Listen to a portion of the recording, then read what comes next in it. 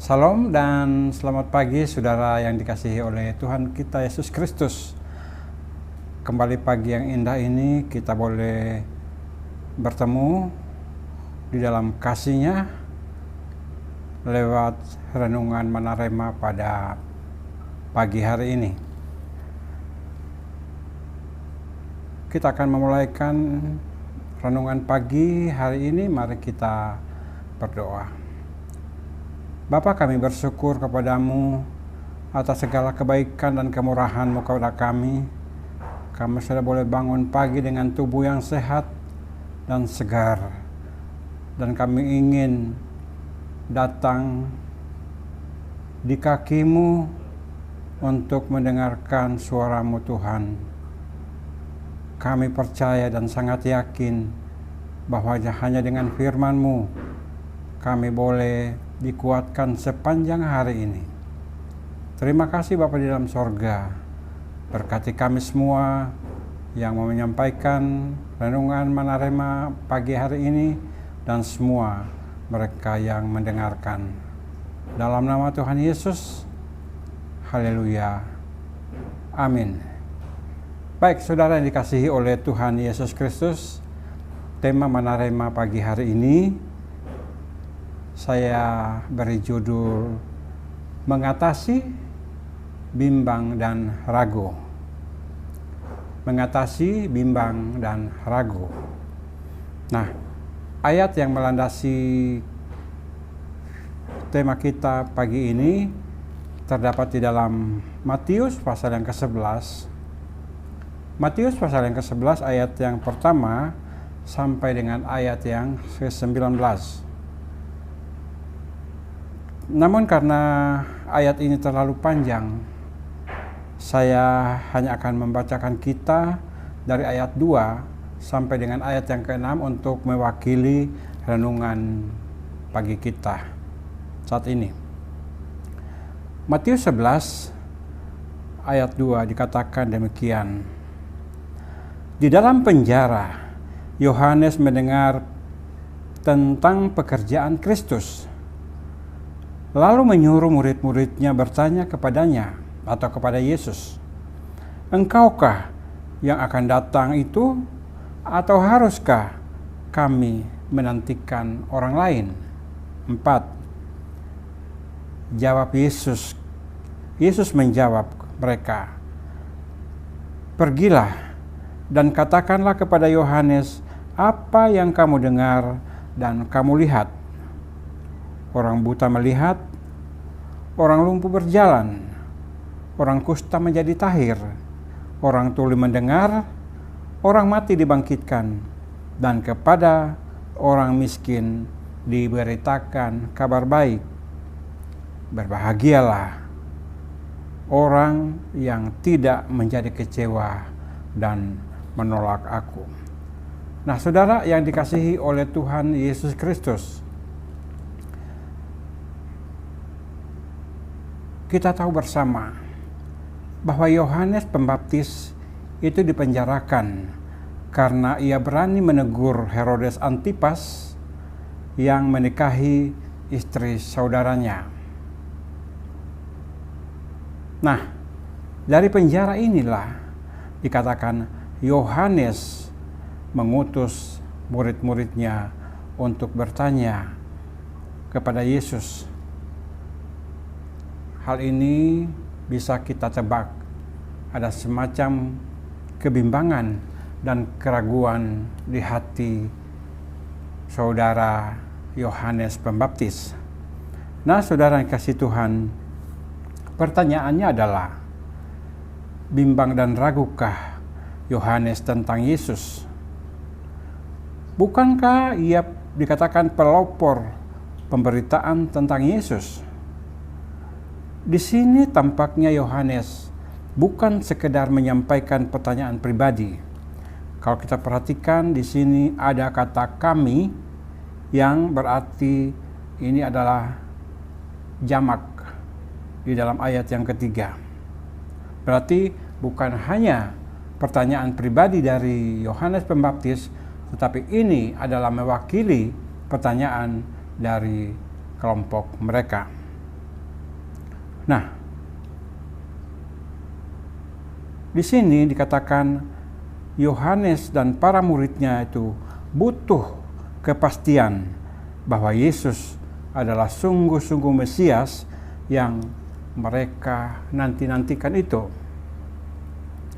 Saudara yang dikasihi Tuhan, di sini pula Yohanes ingin memberi bukti melalui perkataan dan perbuatan Yesus bahwa kesaksian Yohanes selama ini tentang Yesus adalah benar adanya. Kemudian kita melihat bagaimana Yesus mengatasi keraguan dan kebimbangan Yohanes dan para pengikutnya. Yang pertama, saudara, di sini Yesus menunjukkan pada demonstrasi kuasa Allah dalam pelayanan Yesus.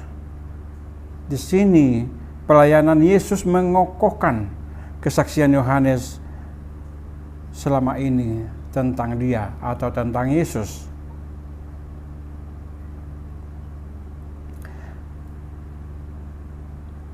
Yang kedua,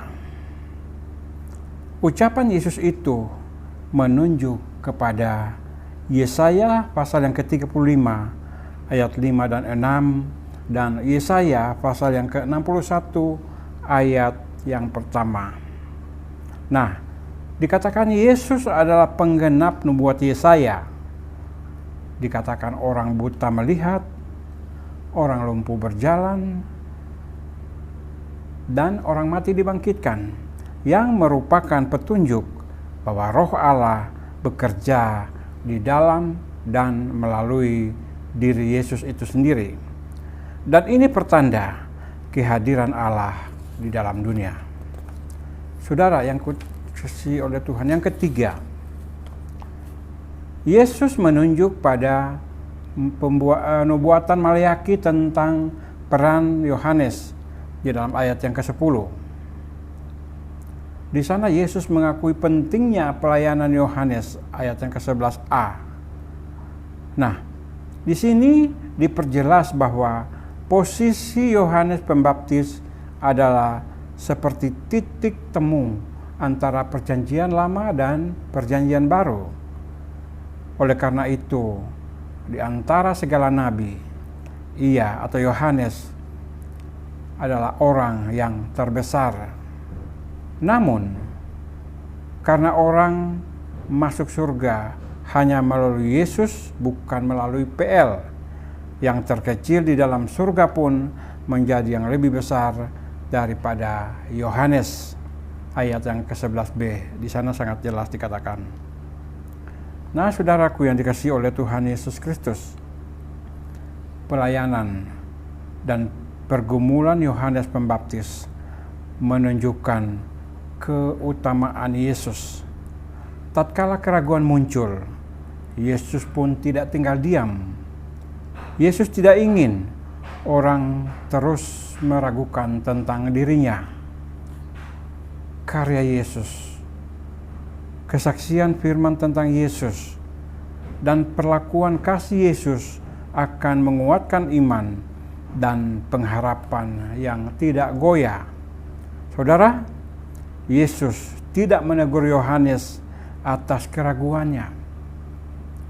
Ia memahami Yohanes yang sedang terpuruk secara fisik dan emosi, sehingga sulit bagi dia untuk melihat satu gambaran yang lengkap mengenai pelayanan Yesus. Keraguan Yohanes tidak menghapuskan karya yang sudah ia lakukan.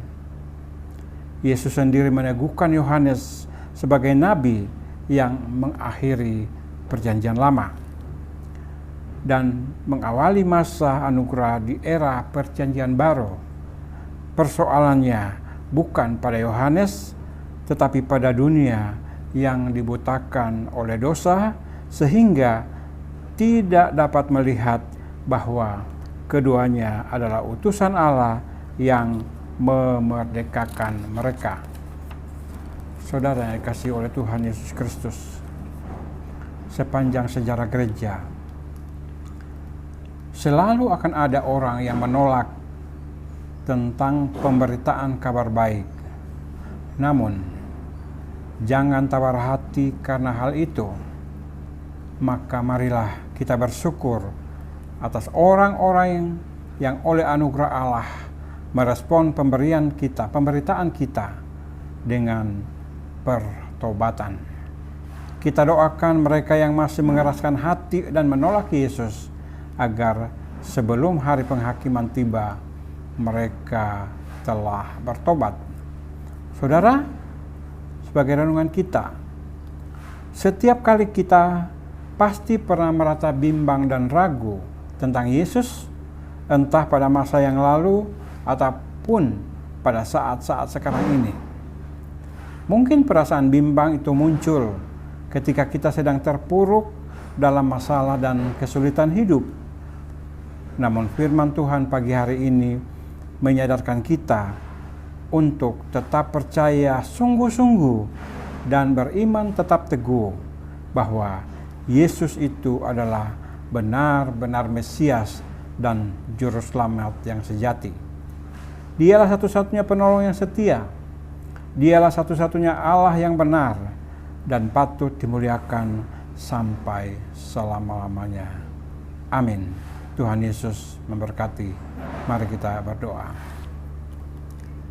Kembali kami naikkan ucapan syukur kami kepadamu ya Allah Bapa kami yang baik. Terima kasih untuk renungan pagi hari ini, mengingatkan kami agar kami tidak bimbang dan ragu tentang siapakah dirimu sebenarnya. Ajar kami untuk tetap beriman, tetap teguh bahwa Yesus Kristus adalah satu-satunya Allah dan penyelamat umat manusia. Teguhkan iman kami di dalam perkara ini, supaya kami tidak bimbang dan tidak ragu mengiring Yesus sampai selama-lamanya di sepanjang umur hidup kami. Terima kasih Bapa di dalam sorga. Kau memberkati setiap jemaat-Mu yang sudah mendengarkan berita renungan pada pagi hari ini. Memberkati pekerjaannya, usaha mereka, keluarga mereka, apapun yang mereka kerjakan, tetap diberkati dan memuliakan Tuhan. Terima kasih Bapa di dalam sorga. Kami sambut pagi hari ini dengan segala ucapan syukur di dalam nama Tuhan Yesus Kristus. Mari bersama-sama kita katakan amin. Selamat pagi, Tuhan Yesus memberkati.